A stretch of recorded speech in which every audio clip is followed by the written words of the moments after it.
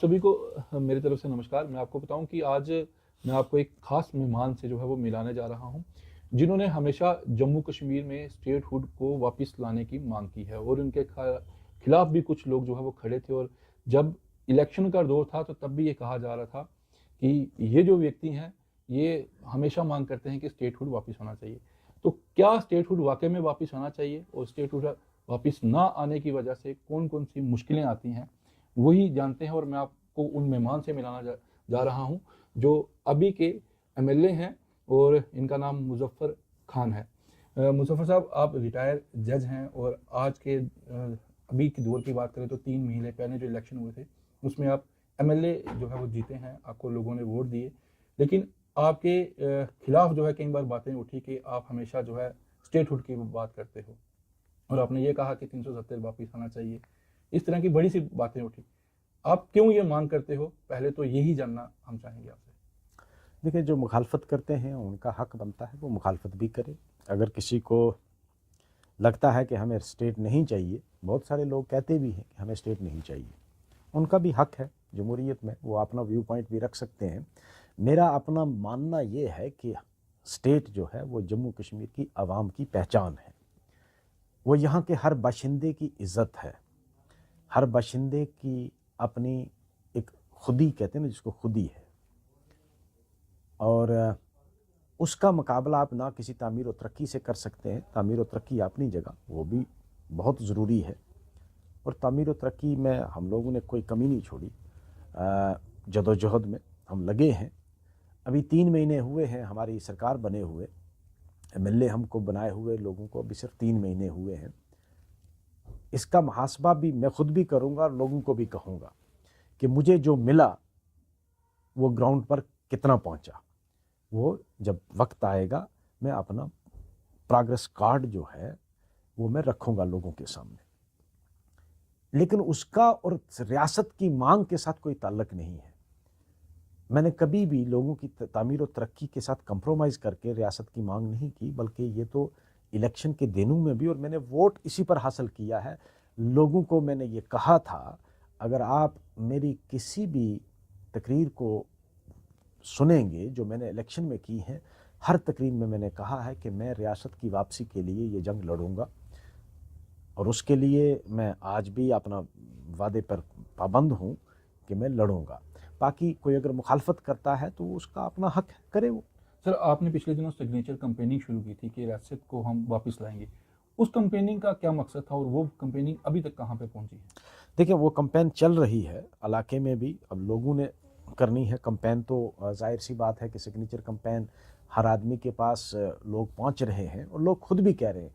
और ख़ाली रजौरी में नहीं, मैं पुंछ में भी गया, सुरनकोट में बहुत अच्छा रिस्पांस भी मिला और लोग वहाँ भी सिग्नेचर कैंपेन चला रहे हैं।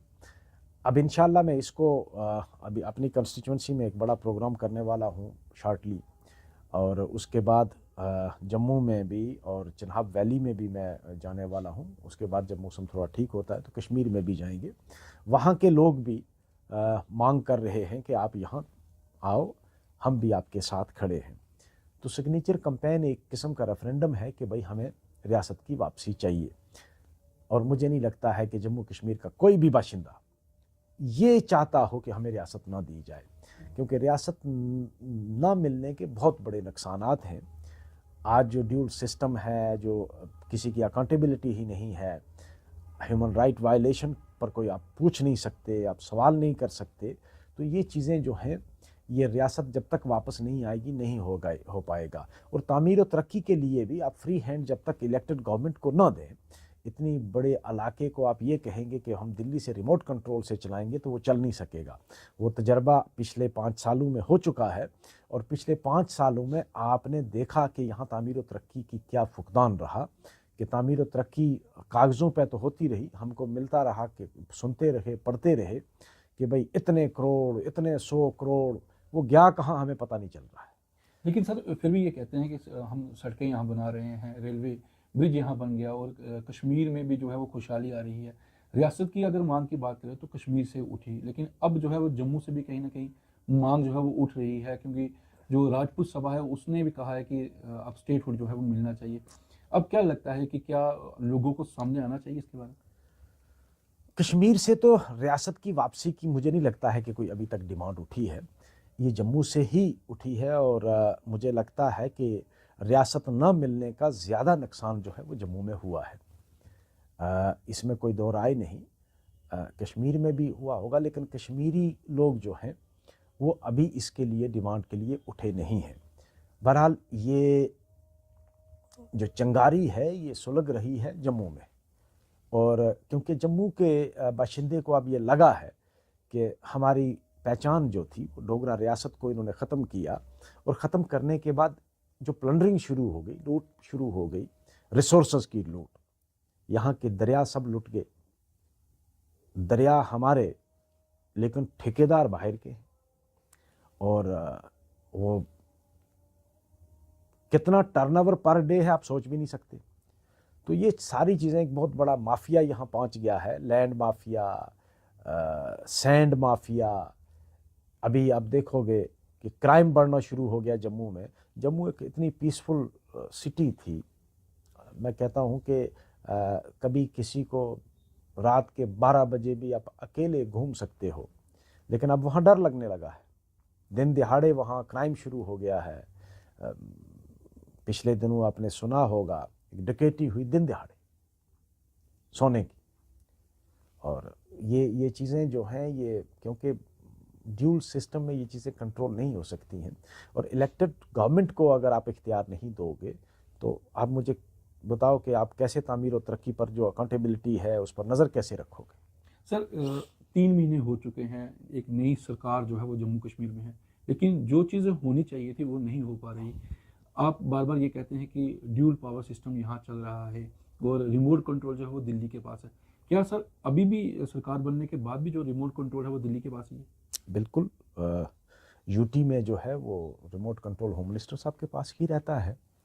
इसमें तो कोई दो राय नहीं है कि बहुत सारे मामला तो ठीक है, हमारी भी जो हमारी गवर्नमेंट की पावर्स हैं वेल डिफाइंड है एक्ट में, लेकिन जब तक कि आप रियासत नहीं दोगे तो ये मुश्किलात रहेंगी। ये रियासत मिलने के बाद ही ये चीज़ें कंट्रोल भी हो सकती हैं, और अकाउंटेबिलिटी भी है। जिस आदमी को आपने नुमाइंदा चुन के यहाँ का चीफ मिनिस्टर बनाया, यहाँ के मिनिस्टर्स बनाए, अगर उन मिनिस्टर्स को आप इख्तियार नहीं दोगे तो पूछेगा कौन? पूछना तो मिनिस्टर, अपने महकमे का जिम्मेदार मिनिस्टर है, लेकिन मिनिस्टर्स को आप अगर इख्तियार नहीं दोगे तो वो कैसे चला पाएगा? लेकिन होम मिनिस्टर प्रधानमंत्री नरेंद्र मोदी ने भी ये बार बार कहा है कि हम रियासत का दर्जा जो है वो वापस कहीं ना कहीं देंगे। यही तो रोना है कि उन्होंने कहा कि हम जल्द वापस करेंगे। वो तो 2019 में कहा था, 5 अगस्त 2019 को on the floor of the house कि ये रियासत हम वापस करेंगे। उसके बाद 6 साल होने लगे हैं अब, तो हम भी इंतज़ार कर रहे हैं कि वो कब अपना वादा पूरा करेंगे। लेकिन असेंबली का सेशन जो है वो शुरू होने जा रहा है, क्या उसमें भी आप ये आवाज़ जो है वो उठाएंगे और रियासत की वापसी की मांग करेंगे? असेंबली में तो हमने पहले भी आवाज़ उठाई है। जब फर्स्ट सेशन हुआ था, एक रेजोल्यूशन भी पेश हुआ जो पास किया गया और उसको सेंट्रल गवर्नमेंट को दिया गया, लेकिन उसके बाद भी कोई इस समत कोई पेशरफ्त नहीं हुई है अभी। तो हम उम्मीद करते हैं इससे पहले कि कोई ऐसी यहाँ एजिटेशन शुरू हो जाए, जो लग रहा है कि जम्मू में जिस तरह आपने फरमाया कि राजपूत सभा ने डिसाइड किया है कि हम लोग यहाँ एजिटेशन स्टार्ट करेंगे, तो इससे पहले कि कोई एजिटेशन स्टार्ट हो जाए सेंट्रल गवर्नमेंट को स्टेट वापस करनी चाहिए। अगर आप असेंबली में ये मांग उठाते हैं तो क्या लगता है कि जो भारतीय जनता पार्टी के एमएलए जो जीते हुए हैं, क्या वो आपका साथ देंगे? ये तो वही बता सकते हैं, क्योंकि उनका तो रिमोट कंट्रोल दिल्ली से चलता है। अगर दिल्ली तौर तो वो भी चाहते हैं, क्योंकि रियासत तो उनकी भी है, जम्मू वाले की भी है। दिल्ली तौर तो वो भी चाहते हैं कि भाई हमें रियासत वापस मिले, लेकिन जाहिर सी बात है कि उनकी बंदिशें हैं, उनका रिमोट कंट्रोल तो दिल्ली से चलता है। तो दिल्ली वाले उनको जो कहेंगे वो वही करेंगे। नहीं तो अगर जम्मू में सबसे ज़्यादा नुकसान हुआ है इस रियासत को जाने के बाद, तो क्या लगता नहीं है कि जम्मू से आवाज़ उठनी चाहिए? बिल्कुल जम्मू से आवाज़ उठने वाली है, और मुझे लगता है कि लोग अब सोचना शुरू हो गए हैं इस समत में, क्योंकि पहले लोगों को ये उम्मीद थी कि इलेक्शन के फ़ौरन बाद ये रियासत का ऐलान कर देंगे, और बहुत सारे जम्मू के लोगों को ये तवक्का थी, उम्मीद थी कि ये जो अभी सेशन चल रहा है पार्लियामेंट का, इसमें ये अमेंडमेंट पेश करेंगे। लेकिन अभी कुछ मुझे लग नहीं रहा है, तो उससे थोड़ी सी मायूसी हुई है लोगों में जम्मू के लोगों में ये मायूसी हुई है कि भाई ये कब हमारी रियासत वापस आएगी। मेरा आपसे आखिरी सवाल ये रहेगा कि आपने ये कहा कि कश्मीर के में से आवाज़ नहीं उठी, और क्या 370 और 35 से के नुकसान जो है वो कश्मीर में नहीं है? कश्मीर में भी है, आवाज़ इसलिए नहीं उठी, मुझे जो लगता है कि कश्मीरी ये सोचता है कि ये जम्मू वालों ने खुद साथ होके करवाया है और अब सफ़र भी जम्मू वाला कर रहा है। तो शायद एक ये भी हो सकता है कि भाई ये जम्मू वाले जाने और दिल्ली वाले जाने, क्योंकि इसमें कोई शक नहीं कि 5 अगस्त को जम्मू में कुछ लोगों ने खुशियां मनाई थी कि हम आज आज़ाद हुए हैं, लेकिन पता ये चला कि आज गुलाम हुए। लगा उस वक्त तो कुछ लोगों ने खुशियां मनाई थी, तो कश्मीर वाले शायद ये सोच रहे होंगे कि भाई ये जम्मू वालों का किया करता है, उन्होंने किया है सब कुछ मिल के, तो अब वो जाने। और क्योंकि नुकसान इसका जम्मू में ज़्यादा हो रहा है, जम्मू का बिजनेसमैन जो वो रो रहा है, अरे भाई जम्मू के जितने भी ठेकेदार लोग हैं उनको कार पार्किंग का ठेका तक नहीं मिलता है। अरे भाई ये जो जितनी भी ये सैंड माफिया है, सब लोग बाहर के हैं जो बिजनेस चला रहे हैं, रिसोर्सेज हमारे हैं, दिल्ली तक यहाँ से जो सैंड माफिया है वो दिल्ली तक उनका कारोबार चलता है, लेकिन चलता जम्मू की सरजमीन से है, रिसोर्सेज जम्मू के हैं, लेकिन जम्मू वाले को फ़ायदा नहीं है उसका। दिल्ली में बैठी हुई सरकार बार बार ये कहती है कि जम्मू कश्मीर बदल रहा है। क्या आपको लगता है कि जम्मू कश्मीर में वाकई तरक्की हुई है, या जम्मू कश्मीर का नक्शा कहीं ना कहीं बदला है? मुझे तो ग्राउंड पे कुछ लगा नहीं बदला। ये है कि यहाँ ना तो एजुकेशन सिस्टम रहा, ना हेल्थ सिस्टम का इंफ्रास्ट्रक्चर रहा, ना रोड का इंफ्रास्ट्रक्चर रहा। यहाँ पिछले 5-6 सालों में जो बना हुआ था वो भी बिगड़ गया। आप जाओ किसी भी हॉस्पिटल में, अरे भाई जब तक यहाँ सरकार थी, किसी की भी सरकार थी, एक अकाउंटेबिलिटी थी, डॉक्टर मिलते थे आपको। आज किसी हॉस्पिटल में डॉक्टर ही नहीं मिलता है, तो तरक्की कहाँ हुई? स्कूल जो है वो बंद पड़े हैं, टीचर कोई नहीं है, क्योंकि है ही नहीं टीचर, लगाएंगे कहाँ से? पिछले 10-12 साल में कोई सिलेक्शन नहीं की टीचर्स की। किसी इलाके की तामीर और तरक्की अगर आपको देखनी है तो 2 सेक्टर तो देखने पड़ते हैं। जो अहम सेक्टर है वो है हेल्थ और एजुकेशन। इन दोनों सेक्टर्स की तबाही हुई पिछले 5 सालों में, तबाही हुई। और ना तो आपको किसी हॉस्पिटल में डॉक्टर मिलेगा, ना स्कूल में टीचर मिलेगा। सर, जम्मू कश्मीर में सबसे बड़ा एक मुद्दा है कि जो डेली विजर नौजवान है उनको परमानेंट करने की कोई पॉलिसी नहीं बनेगी। उन्होंने बार बार कहा, वो कई बार आपसे भी मिले और भी लोगों से मिले, लेकिन किसी ने भी उनकी आवाज़ नहीं उठाई। तो क्या इस बार असेंबली में कुछ ऐसा होगा कि डेली विजरों को कुछ ना कुछ राहत मिले? हम कोशिश तो करेंगे, हम ये सवाल ज़रूर उठाएंगे, लेकिन आफ्टर ऑल जो है it is a policy decision. पहले तो एक मुझे लगता है कि एसआरओ था कि भाई कोई डेली वेजर जो है, क्या जो लेबर जो है इतने साल तक जब काम करेगा तो उसको परमानेंट किया जाएगा, लेकिन वो बाद में रिसाइन किया गया गवर्नर, लेफ्टिनेंट गवर्नर साहब के दौर में। अब देखते हैं कि भाई ये सरकार क्या फ़ैसला लेती है। सरकार की बहुत सारी कंस्ट्रेंट्स भी हैं, मैं समझ सकता हूँ, लेकिन हम तो इस पर बात करेंगे असेंबली में।